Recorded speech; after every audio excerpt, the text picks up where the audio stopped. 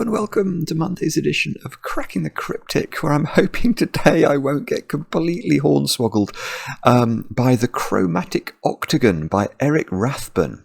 This is a hugely popular puzzle. We've had this recommended a number of times, and I'm hoping it's not going to be as hard as yesterday's puzzle, which was called Double the Heat by Jay Dyer. We were so proud of the title we came up with for yesterday's video, but I don't think it's really caught on. We said it was the Return of the Jedi because it was a movie-length edition. If you've not had a look at the puzzle yet, I do recommend it. It's one of the hardest puzzles I've ever solved on the channel, and absolutely wonderful. But it took me 97 minutes, I think, and I apologise for that. I know I feel a lot like I take too much of your time. Anyway, this should be easier. This is 3 stars out of 5 for difficulty on Logic Masters Germany, but we've had the word approachable used in its context, so we shall see whether that turns out to be true. I can actually see why it's called, this is an octagon, isn't it? This long grey line. Well, it would be an octagon if it was closed here. And I imagine this is a colouring puzzle because I have been given it in the test form of our software, which allows me to put all sorts of different colours in.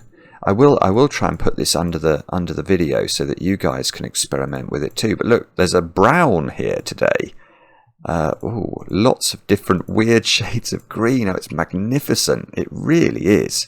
My goodness me, I've not seen this before. This is what Sven, the programmer who works on our software interface, has been working on, as well as he's also been working, I saw, on the Fog of War puzzles, the puzzles that sort of reveal themselves to you as you solve bits of them. So that is absolutely fabulous stuff. So we should be able to have a lot of fun with our palette today, if nothing else. What do I need to tell you about before we kick off and I read you the rules? Just to remind you, we've got our Kickstarter going on. Do try and back this if you have a love of puzzle books, frankly. Cracking the Cryptic's Greatest Hits Volume 2. This is the quest. This is what we want to make, and we want to make this book as big and beautiful as we possibly can. So if you might fancy a copy of it, I'll put a link on the screen right there, and there'll be one under the video as well. Other than that, Duality. I think the solution videos are up for our October monthly reward now, but I'm going to be reading out the names of successful solvers for some days to come. And today I want to say congratulations to Choi, David Roth, Ferdinand Bond, Claude Petrie, Jerome Durkin, William Poltzin, Leo JS. Leo is one of our most prolific and kind commentators, so Leo, well done on solving the puzzles. Andrew Houchin, The Mighty Salmon, Cassandra Coville, Luminous Cat, Riddy Danawat, Mary Christine Kramer, Jay Arts, and Scott Lane. Very well done, all of you. We've got the on Patreon until the 31st. We've got the competition to solve Jovial and Shye's classic Sudoku. Check that out. That is a brutal and wonderful classic Sudoku, and you have to send in your solution guide to it. We've had about 15 or 20 solution guides so far, but I think there's still room for a winner. Maybe it's not up to me. It's up to Jovial and Shye. What else have we got going on Patreon? Well, come 1st of November, we have got the setters behind the Pyramid puzzle hunt which you may remember if you've been with us on Patreon for a while. So that's Peter Venus, Piotr V, Panthera, and Aspartagus have come up with something themed around the 12 labours of Hercules. It's absolutely fantastic, and that's going to be our monthly reward for November. And other than that, what can I tell you about? We've got some birthdays actually. So Helen, it's your birthday today, and I know this because your husband John wrote to us, and John told us that his job was to make sure that there was an adequate delivery of gin and cake, which frankly they are very important jobs, John. So I think Helen, congratulations on your birthday, congratulations on all the solving I know you've been doing, but John is playing a key role. Micah, from your wife Nikki. Micah, I hope you have a brilliant day with lots of cake. And then Soraya, you've turned 25 today. And we got this, well, I know this from an email that asked us to pass on his congratulations and his love to you, and that's Jackson, your boyfriend. And then Chloe, you've turned 15 today as well, so loads of birthdays. I hope all of you have a brilliant 24th of October. Now I'm going to read you the rules of the Chromatic Octagon by Eric Rathbun, and we're going to see what Eric has got in store for us. The rules are as follows. Normal Sudoku rules apply. In cages, digits cannot repeat and must sum to the small clue in the top left corner of the cage if given. Right. Okay, so we've got some large. Okay, so we've got some large cages here where we have no number, but we might be able to know something about those cages, and I will talk about that in a moment. Cells separated by a white dot must contain consecutive digits. So we've got 6 of those. So those 2 digits have to be consecutive. So do those. So do these, etc., etc. And grey lines are palindromes today and must read the same forwards and backwards. So, okay, well, I'm not going to do it, but what that means is, imagine this was 1, 2, 3, then because this is this must start 1, 2, 3 from the other direction. So we have to make sure that as we sort of go round the palindrome, if we were to read from this side, you can see it would read 1, 2, 3, 4, 7. If we read from this side, it reads 1, 2, 3, 4, 7. So the world is in order, and that's how palindromes work. Do have a go. The way to play is to click the link under the video as usual. But now I get to play.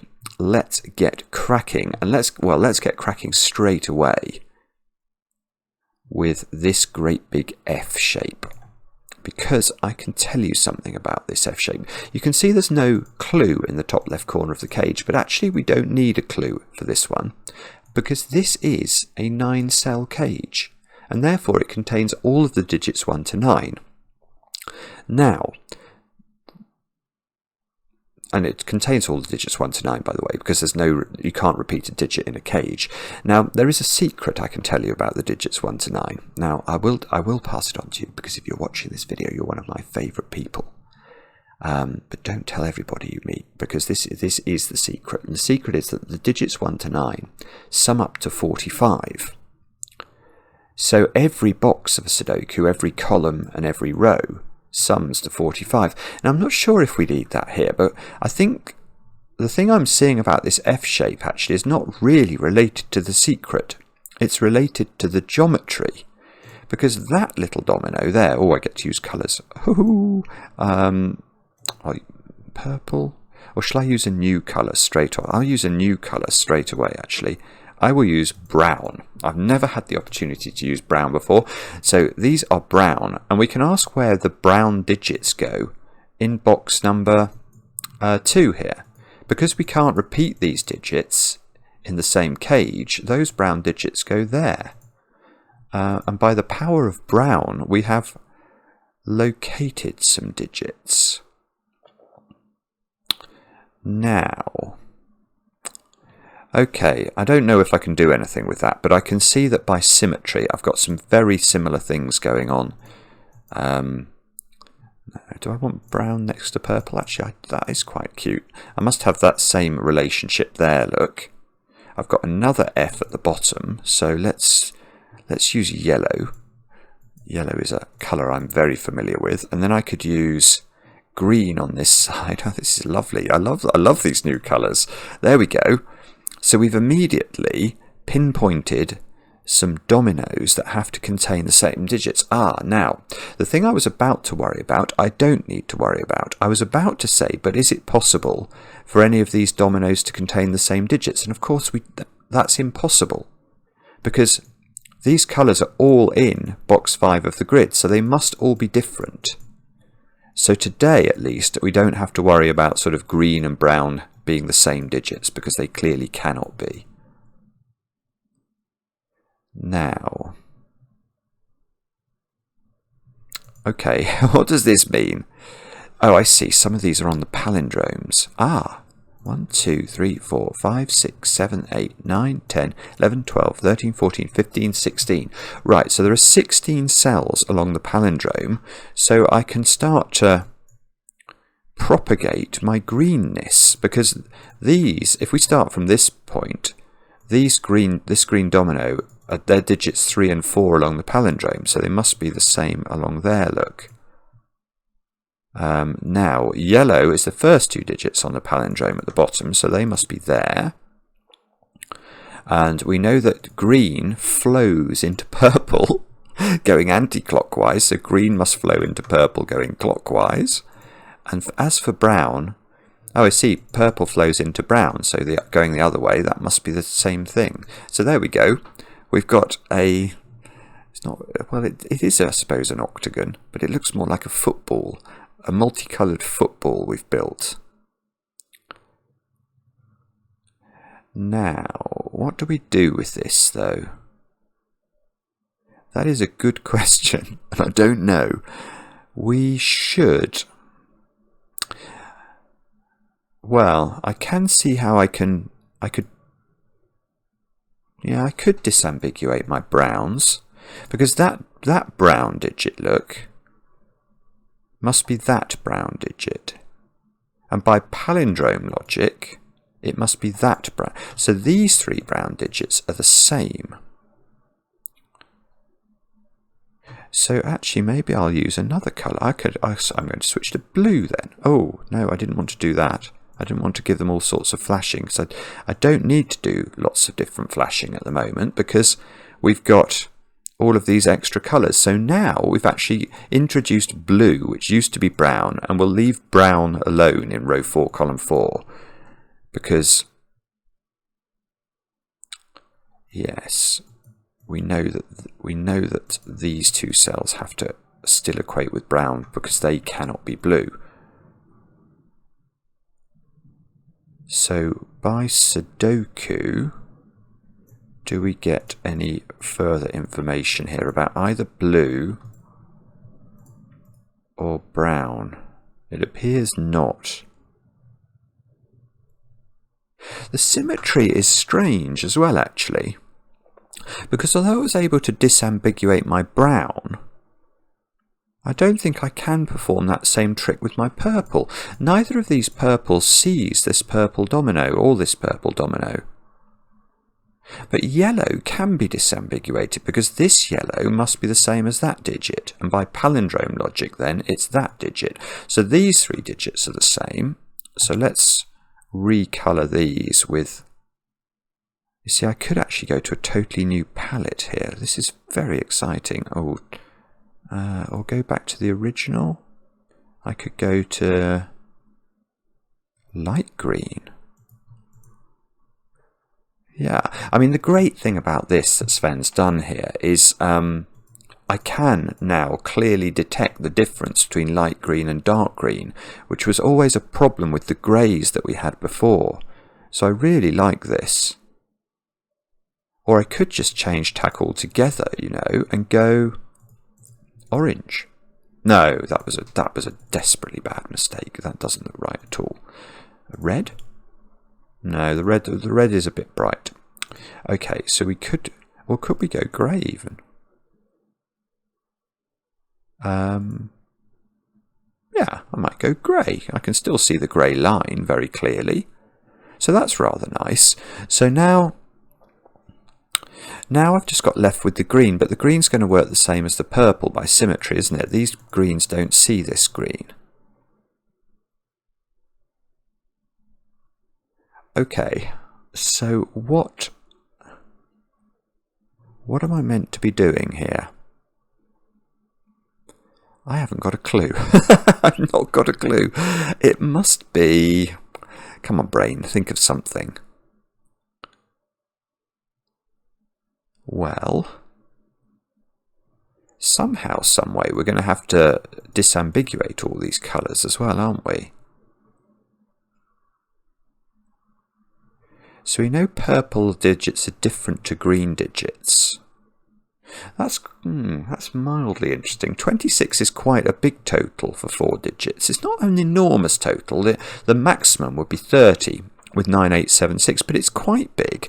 And these 2 digits have nothing in common with green, which is a little surprising, because you'd expect broadly high digits in both. I mean,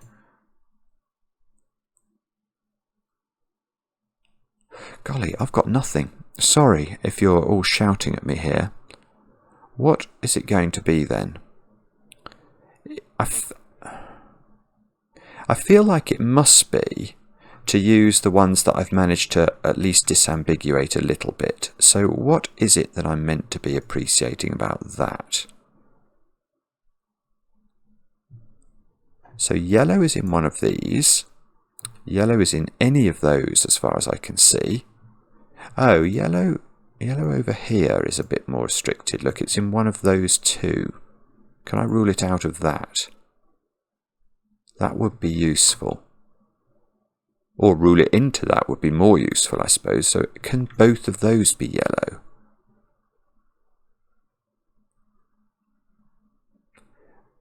I don't immediately see why not. In fact, it would be massive. If, right, yeah. I mean, if yellow does go in here, you can see that is propagating itself around the world very powerfully.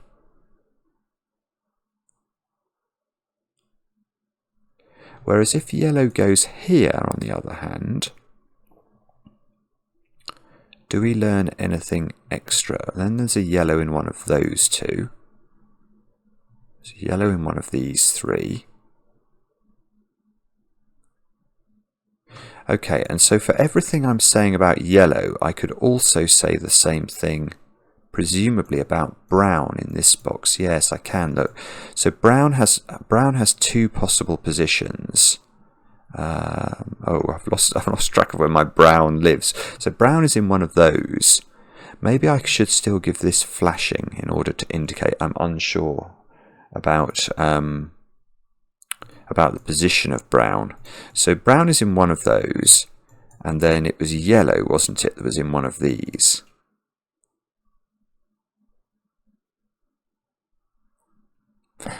Okay, unfortunately, I don't know if I can do any better than that. But I must be able to do something. Could it be? It's not likely to be blue, is it? Blue looks like it's got... Oh, can you put blue on the palindrome? No.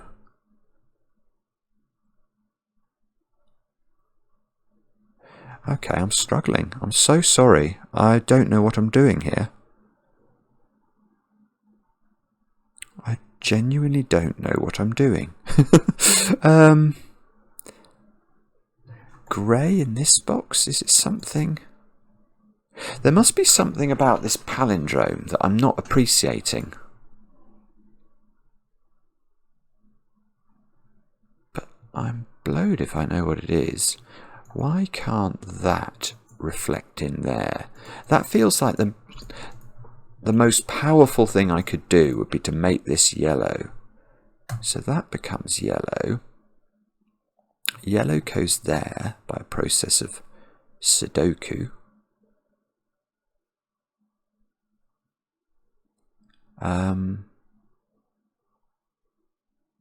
That's not repeating. No, these are different cages. This 25 cage is most certainly different from this F cage, so that's absolutely fine. Is there a way I can disambiguate the ordering of my purples then? Is that somehow the trick? Well, I don't think so, but what I suppose I can do is... I can't do it by reference to these. I can do it by reference to these, because these are on the palindrome. So that digit there... I suppose what I can do is I could... Oh, do I want to do this, though? Well, what I was going to say is that digit on the palindrome is the same as that one, isn't it? And at the moment, I've not recorded the fact that those are the same digit. Ah, this is it. Good grief. Right, this is it. This is what I've missed. I'm so sorry, but I've just spotted how to do this. So what I'm going to have to do now is... I really want to keep my purple colouring in the middle, but I don't know if I'll give this one a flash of some sort. What should we do with this? We'll give it a black flash to indicate this is purple with a black flash. Now, because these digits are the same by palindrome logic, you can see from this side, this is the 5th digit, so it must be the 5th digit from this side. So these are the same version of purple. We don't know where that purple goes in here, but we can look at where it's purple. This purple black digit is going over the 2 positions that the yellow digit goes in. But this is better, because this one can't be purple black, because if this was purple black, it would go there, and it would appear twice in box 1. So this purple black digit must go in that position exactly, which means that we can, let me go to purple, and let me go back to black. So this is purple black. Now that one now has to just be entirely yellow, because yellow can't overlap with purple black. Oh, I see, and what might happen is this might work the same way the other way round. But now that being yellow, that means this is yellow. And by sudoku, this is yellow.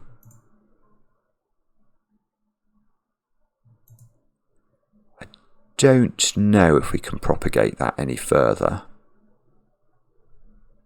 But that's definitely at least exciting, isn't it? Actually, I should give this a flash as well, because this one is obviously not the same as purple black by the palindrome, because we know those 2 digits are different. Yeah, that's correct, isn't it? So we should give that one a flash as well. Maybe I'll give it a white flash. Okay. Right, and I'm going to repeat that logic that we just did for purple with green, because I know that 1, 2, this digit is the same as this digit. I don't know whether I want to give that one a black flash, or it doesn't matter, I suppose. We'll give these ones the white flash. Now, which were the useful ones? It's the white flash one, isn't it? Because the white flash ones, oh, I'm going to change that round then to make it consistent with the other side. So those will become white flash. Now, this green digit that's got a black flash has to live in here, but can't be there because it would reflect on its palindrome to here. So it must be here. So that becomes green with, you've guessed it, a black flash. So this becomes pure brown, which goes there. Now that seems to mean that that becomes brown. Oh, it means that becomes brown.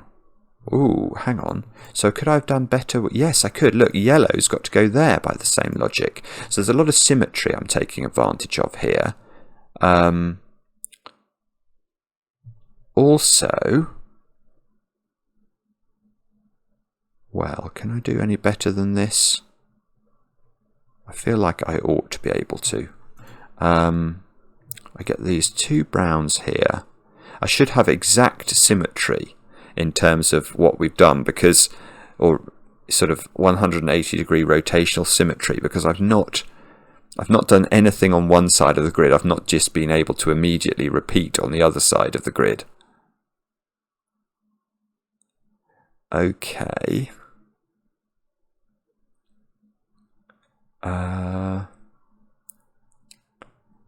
I think I've got symmetry. I can't see how I've not got symmetry, so let's hope that I've not made a horlicks of that. I still can't disambiguate this, can I? So what's this done for us then? I feel like it must have done something quite profound.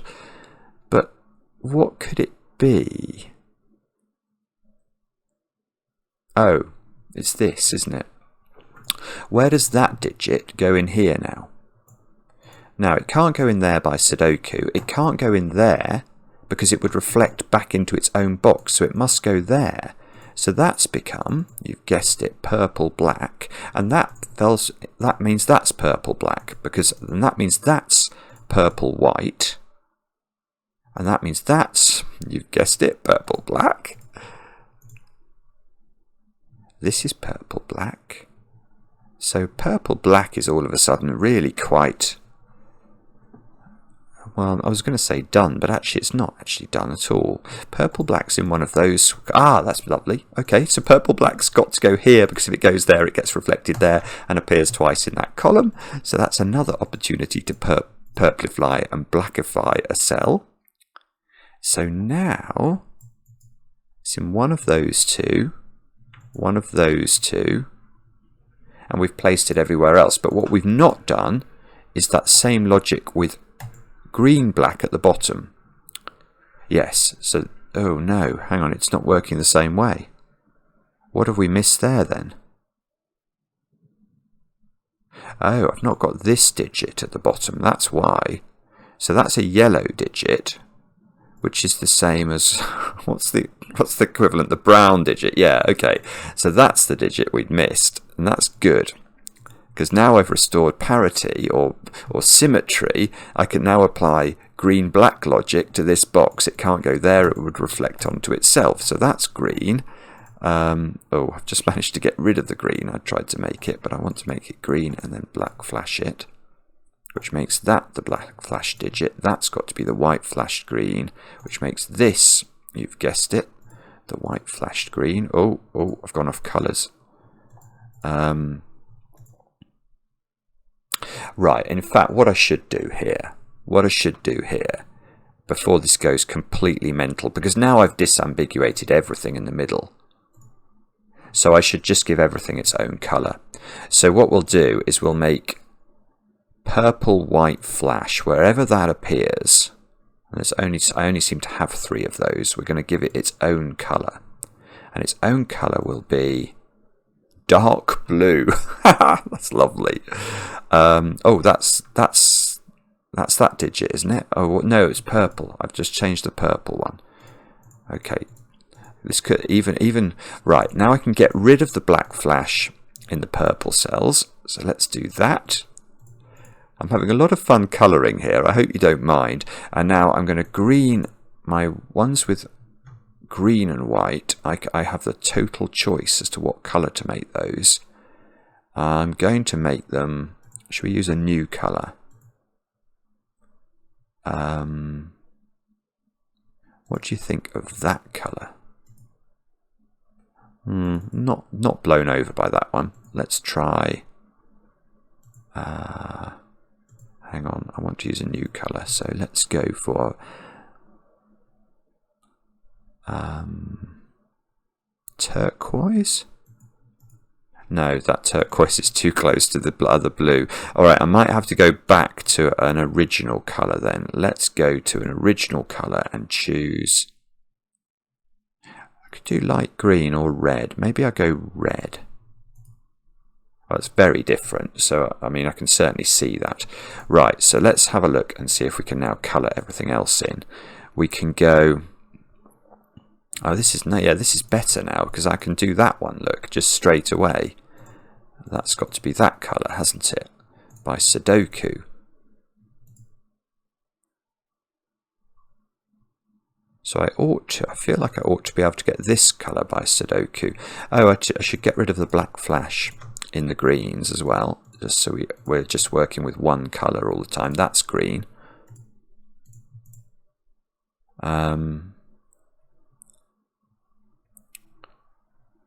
What else should we do here? I wonder if I should give the middle colour, a colour, or do I leave that white to avoid trying to get things, or to avoid things going completely mad? No, let's give this a colour as well. We'll give this the colour of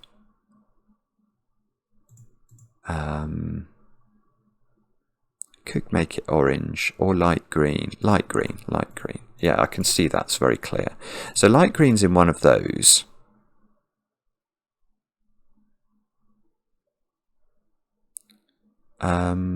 If light green is down here, it gets reflected there. It goes over here.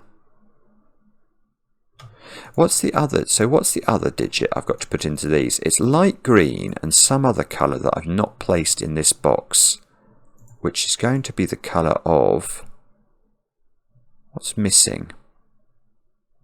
Grey. I've not put grey in this box. Okay, so grey corresponds to this digit. So these two squares are either grey or the middle digit. And I must be able to do the same down there. It's either the middle digit or light blue. Is that colour? I'm not sure that is exactly the same shade now. I'm running. It's close enough, I think.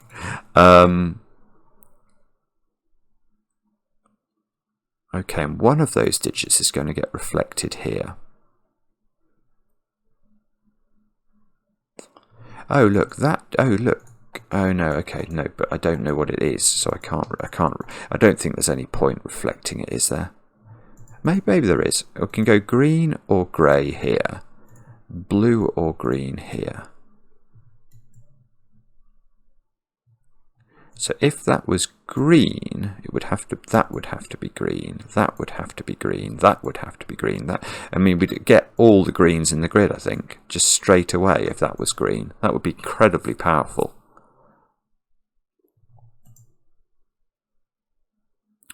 Right, but that's... Maybe I've got to check these other rows where I've got lots of digits, or lots of colouring done, but not all the colouring done. So again, in this row, I've got light green, grey. Oh, that's not grey. So grey is in one of those. So I've got grey, light green, and red to place. Oh, yes, that's good. Right. So if we look here, we've got a red-grey pair. So this must be a red-grey pair. And if that's a red-grey pair, that's green. Oh, and that's a shame. So now these can't be green, so they have to be grey. This has to be green. So the same thing happens on the other side. We get blues here, and we get the green here. Well, that's quite good. I mean, it's not brilliant, but it's quite good. So we must be able to get these two down to a pair. They are blue and something. I'm not sure I could... Oh, blue and dark blue. Look. That's quite cool. So this is blue or dark blue. Oh, look, it reversed the order of them. That's strange. I must be using a slightly different shade of blue then. I didn't mean to do that.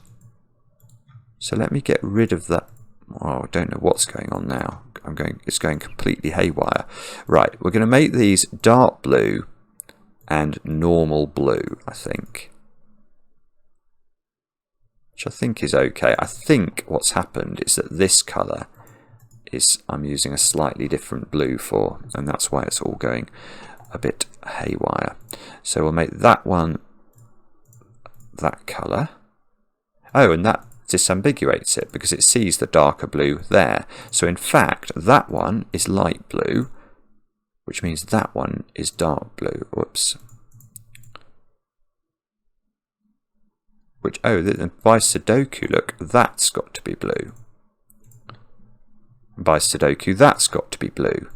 This is going to be great at the end because it's going to, when we finally work out how the numbers work, we're just going to be able to fill everything in. Now, I should be able to do the same here. Yes, exactly the same logic. Look, this can't be red, so that one's got to be the grey digit, which means that one's got to be the red digit. That turns grey.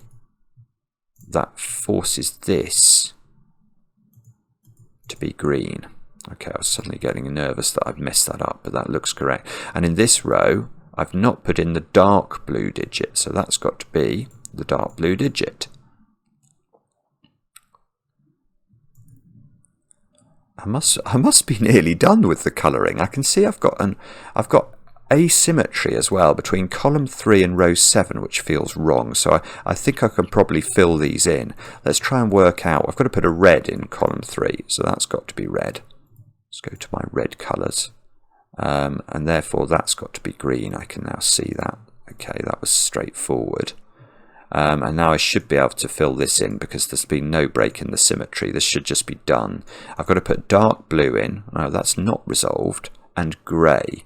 Grey is resolved. The only place grey can go in this column is at the bottom. So that's got to be grey, which means that's got to be dark blue.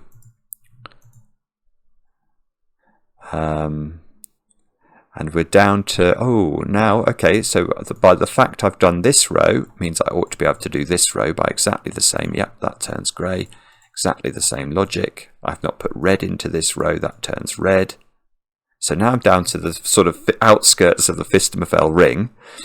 And to complete the next, which box should we look at next? Do we have a feel for which is going to be useful? Unfortunately, look, that looks like it's a blue-purple combination to me. I don't see how that's getting disambiguated by this row. That's a bit disconcerting. One of these has to be yellow. Ah, that's that one then. So that digit is... Ah, that's light. That's that one, isn't it? I think. That's the middle digit of the puzzle. So it's that one. So by symmetry then, have we got some... Yeah, look, we've got green-red going on here. We've got...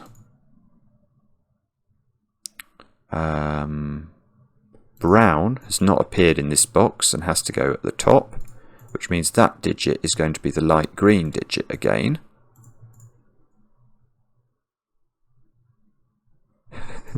This is spectacularly colourful. I don't think we've ever had such a colourful grid, because I've always normally had to resort to greys and shading of greys. Now, look, I've got yellow-green pairs here, so there must be an opportunity to write yellow into that one. And then green, and green goes in the corner. And what are those digits then? One of them is red. Oh, bobbins. Oh, yeah, it's red, dark green. Don't know. I've got a red, dark green deadly pattern. Don't say that every day, but I think that seems to be what's happened at the top of the grid. Okay. That's weird, isn't it? Alright, so what do I need in this column then? Can we say anything clever about that? Well, one of the colours I need is dark blue. I can see that. And the other colour I need is... oh, green. Oh, look, I can put light green in the corner by Sudoku. I'm definitely doing that in case that helps me. This column... It's not grey, it's not light green, it's not dark green, it's not red, it's brown, isn't it? Oh yeah, look, it's brown. I can place brown there. So there's some colour. Oh, purple. Oh, look, yeah, it's the same. So I've got these beautiful dominoes of red, green, and purple, dark blue. So this is, okay, so we might be at the point now where we have to use the dots. Now, I'm immediately wondering here whether I can use this dot, because that dot is red. That connects, that says that the red and the brown digits are consecutive. So does that mean that has to be red, or could that still, it could be the other side of brown, I suppose. What's going on here? This is... Oh, no, hang on. Ah, done it. I've done it. Okay, oh, I've done something. So, if you look here, I've got that brown is a consecutive digit with red. If you look here, brown is a consecutive digit with grey. But brown up here needs to be consecutive with red or green. Well, it can only be, any number in Sudoku can only be consecutive, well, in fact, any number, not just full stop, can only be consecutive with two digits, the ones on either side of it. So we can't introduce some new colour up here. That is not green, that is green. Which is going to require me to use the exact. So this domino and this domino are the same. Now that's going to, of course, unwind this stuff over here as well. That's ceased to be able to be red, and that's so. But what we might not be able to do still is it's going to be this thing that disambiguates the bottom purple dark blue pair.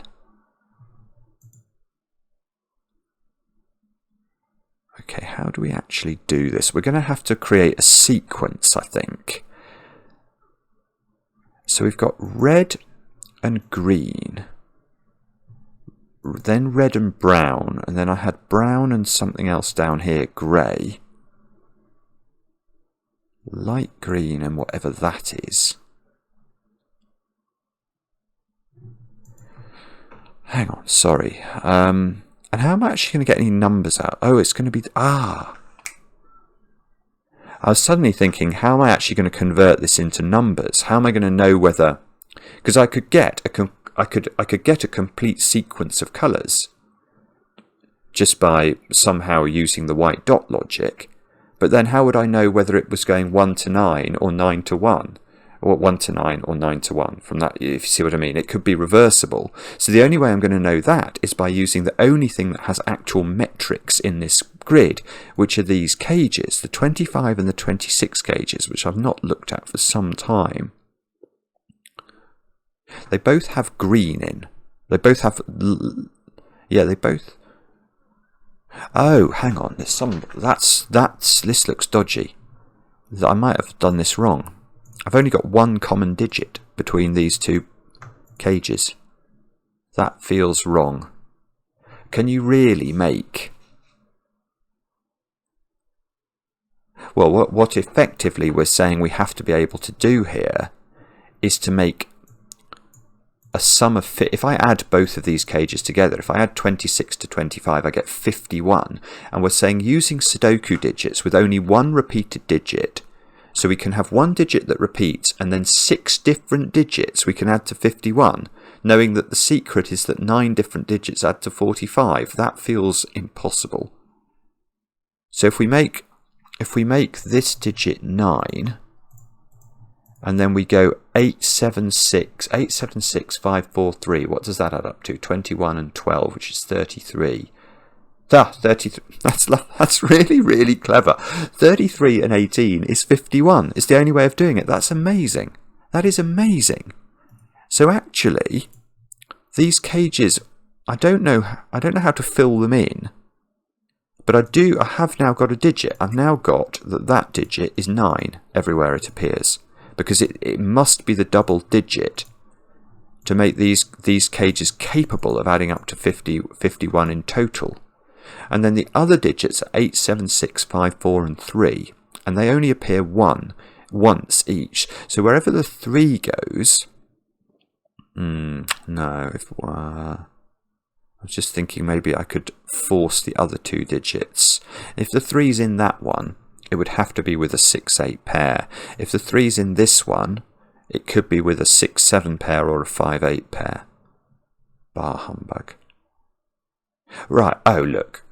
But we've got this, but I don't know what that colour corresponds to.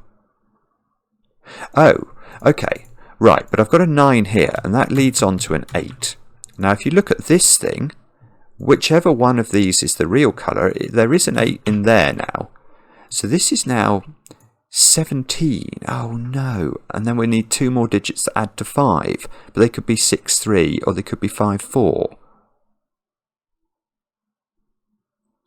Oh, but doesn't that mean 7's got to be over in this one? This is lovely. This is really interesting. Because now, if I was to try and make this total up by adding a 7 and a 2 to this, we know that can't work because we can't make both cages together add up to 51 if 2 is in the sum. So I think that means 7 comes over here. Yeah, and what we're going to have, of course, is then 2 digits adding up to 9 here and 2 digits adding up to 9 here that are either 3, 6 or 4, 5. So all we've got to do now is extend this sequence somehow. How do we do that?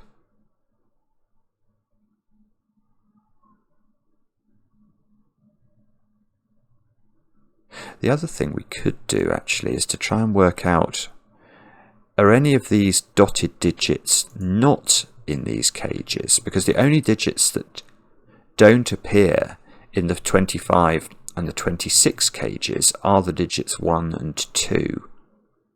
So what colours do they correspond with? grey. Grey is not in these cages. Light blue, I think, is not in the cages. So what we could do here is double click all of the grey, double click all of the light blue and put 1s and 2s in there. Now what's that done? Nothing. Oh, botheration. Oh no, hang on, that's on a white. Ah, that's it, we've done it. I have done it. I have actually done it. Right. Look, this is what a brilliant finish. This is actually surprisingly complex right at the end. But we've now got 1s and 2s. We know what the digits 1 and 2, what colour they correspond to. So this digit is a 1 or a 2 and it's on a dot. Well, if it's a 1, it would need to be next to a 2, but we know that that would be a 2 because this is a 1-2 pair. So that must be a 2. So the grey digit... The grey digit is a 2, which means the blue digit is a 1. This brown digit is now a 3, and that appears, look, over there. So we now know that that is a 6-8 pair. And I'm just wondering if I'm going to now be able to... That's palindrome. Oh, no, okay. So I still don't know if I know which way around this goes. I think I do. I think I'm just being a bit slow about it. Obviously I now know that purples and dark blues are a 6-8 pair. But can I attach... Oh look, yeah, no, it's easier than I'm making it. The brown 3 is attached to a dot, which is red. So red must be 4. Now, is red on... there is a chain going on here. Red is now attached to green, so that's a 5. Green is attached to dark blue, so dark blue becomes... Oh, I've got to be careful about this. Dark blue becomes 6. Now, look, that means that purple is 8, which means that down there is now purple. That is not blue, which means that is purple, and these two are both, you've guessed it, blue. So now we can double click our blues and make them all 6s, double click our purples and make them all 8s. Oh, that one you can now see is a slightly different shade of purple, which I hadn't realised. There we go. And in theory then, yellow is 7. Now, is yellow on a dot to confirm that? I don't think it is, but it is the other digit. And the cages add up, don't they? So that's 26, that's right. If we put 7 in here, we should get to 25, and we do. So we just double click. Oh, I've got 2 shades of yellow. Some of you will know this, but I didn't understand that I had. There we go. They should all be the same shade of yellow now, and they become 7s. And that is how to solve a very, very beautiful Chromatic Octagon by Eric Rathbun. I loved experimenting with the new colours. I have created a chromatic... No, I'm not going to use the word masterpiece. I mean, what the constructor has created is a chromatic masterpiece. I have created a chromatic doodle on top of his chromatic masterpiece, and I hope that he approves. But I tell you what was really cool about this, and that's how it ends, because it was normally, I've seen these puzzles before where you have to have some sort of way of disambiguating the colours that you've got all over the grid. And I assumed it was going to be by creating chains of white dots in order to sort of align the colours in order. And it was that a bit. But really we needed to firstly appreciate the power of the different colours that were in the 25 and the 26 cage. And actually the moment that the break-in actually happened and I felt comfortable I was going to be able to do it quickly was when I looked at the digits that weren't in these cages, which were like those digits, and then noticed one of them was on the dot. And that's a really unusual finish. So I loved that. That was really clever. Really, really clever. Let me know in the comments how you got on. I do enjoy the comments, especially when they're kind, and we'll be back later with another edition of Cracking the Cryptic.